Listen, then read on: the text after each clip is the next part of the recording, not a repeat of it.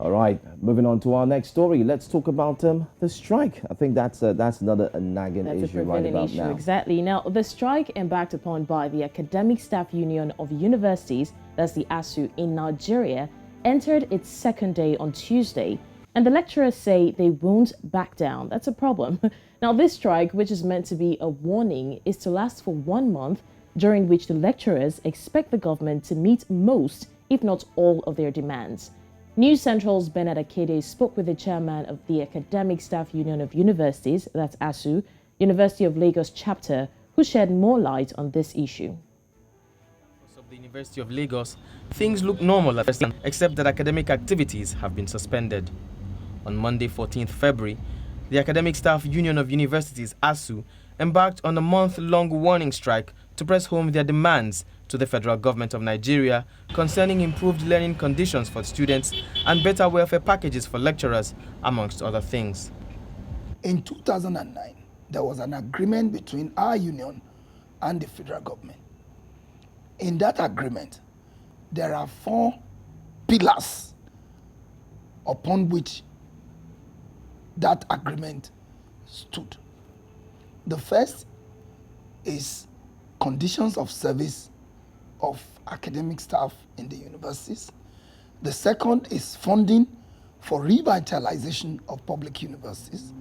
The third is university autonomy and academic freedom.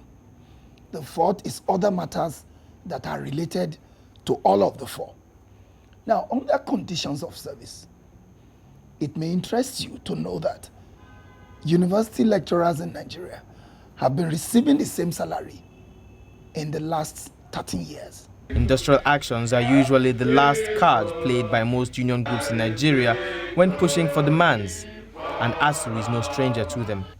In 2020, ASUU embarked on a 9-month strike for almost the same reasons, but between then and now, it appears the government hasn't done much to improve things.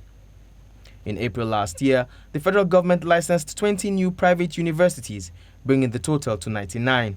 A move which some say is deliberate to cripple the government institutions and strengthen the private sector. There's a deliberate attempt to kill public universities so that private universities can thrive. Who are the owners of private universities? They are people in government. And the expectation when they were licensing private universities was that they will soon take over from public universities. Dr. Ashiru has asked the affected students to be patient with the lecturers, as this battle is majorly for their best interest. It is not a case of 2 elephants fighting. It is a case of a monster, a leviathan against its own people. What we are saying is build hostels for students to live like human beings so that they can learn under an atmosphere that is conducive for learning. Put reagents in the laboratories so that they could do hands-on laboratory research that will make them globally competitive. Put latest journals in the library so that they are current with cutting-edge, research in their respective disciplines. All of these demands are to make our universities international citadels of learning. As the education sector holds its breath for 1 month, the entire country hopes both parties can reach a lasting agreement this time. Akede, News Central, Lagos.